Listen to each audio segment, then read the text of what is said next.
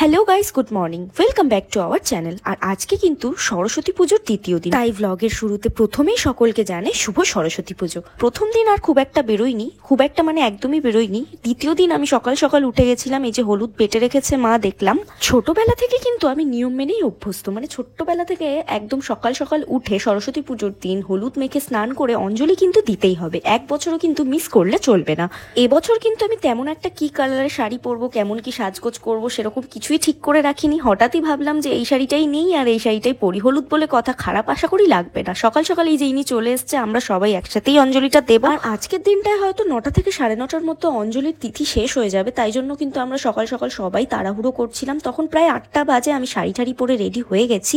আগে অঞ্জলিটা দিয়ে তারপর আমরা ঘুরতে বেরাবো, তার জন্য কিন্তু ব্লগটা স্কিপ না করে তোমরা পুরো দেখতে থাকো। একটুখানি কোনো মতে মুখে ক্রিম ট্রিম মেখে আমি কিন্তু রেডি হয়ে গেছি, মা এখানে আমাকে একটু হেল্প করে দিচ্ছিল। আর এই যে ফাইনালি আমরা রেডি, দুজন মিলে আমরা কিন্তু এখন যাচ্ছি অন্বেষাদের বাড়ি। আগের বছরেও আমরা দুজনে একসাথে অন্বেষাদের বাড়িতেই অঞ্জলিটা দিয়েছিলাম, এবছরেও। আর যাওয়ার পথে এদিকে দেখো বোন আর দাদা মিলে আমাকে কিন্তু ভেঙাচ্ছিল।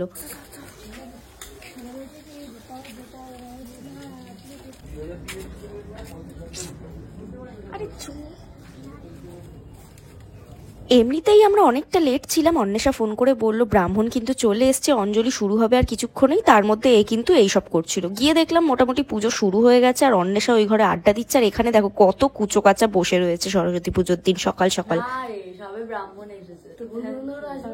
তারপর এই ঘরে আমি একটুখানি আয়না পেয়ে ঢং করে নিচ্ছিলাম আর পুজো শুরু হয়ে গেছে। কিছুক্ষণের মধ্যেই আমরা অঞ্জলি দিতে বসে যাব, সবাই মিলে অঞ্জলি একসাথে দিয়েছিলাম এবার, খুবই আনন্দ হয়েছে। অঞ্জলি দেওয়ার আগে এই পঞ্চপ্রদীপের তাপটা আমরা সবাই মিলে একটু নিয়ে নিচ্ছিলাম।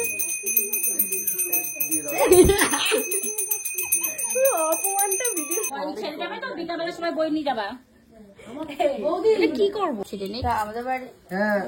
আমি মিনা অঞ্জলি দিতে বসে গেছি, এখানে ফুলও নিয়ে নিয়েছিলাম। আমরা সবাই একে একে বসে গেছিলাম, ভাই ছিল, অন্বেষা ছিল, তাজদা ছিল, তাজদাকে তো তোমরা সবাই চেনো। আর এই যে ইনি বসে গেছে অন্বেষার পাশে, আর আমি এখানে একা একা বসেছিলাম না, মানে আরো সবাই ছিল। ঘুম থেকে উঠতে দেরি করছিল আর আমরা লেট ছিলাম, তাই জন্য আমরা ওকে রেখেই চলে এসেছিলাম। পরক্ষণে দেখলাম ভাইও চলে এসছে।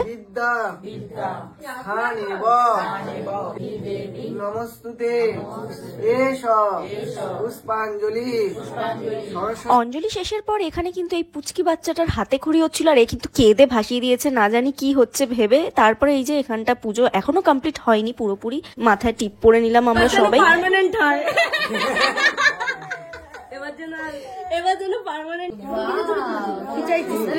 পুজো শেষে এখন চলছে প্রসাদ বিতরণ পর্ব। আমি সবাইকে এনে এনে প্রসাদ দিচ্ছিলাম। আর এই যে খালি পেটে এখন উপোস ভেঙে এক থালা প্রসাদ খেলো, ও ওরটাও খেয়েছে আমারটাও খেয়েছে, আমি শুধু উপোস ভাঙার জন্য একটুখানি খেয়েছি। এখনের জন্য এখানেই ব্লগটা শেষ করছি, এরপরে কোথায় ঘুরতে গেলাম জানতে গেলে পরের ব্লগটা দেখতে হবে। এখনের মতো টাটা, আমাদের সবাইকে আরো একবার শুভ সরস্বতী পুজো।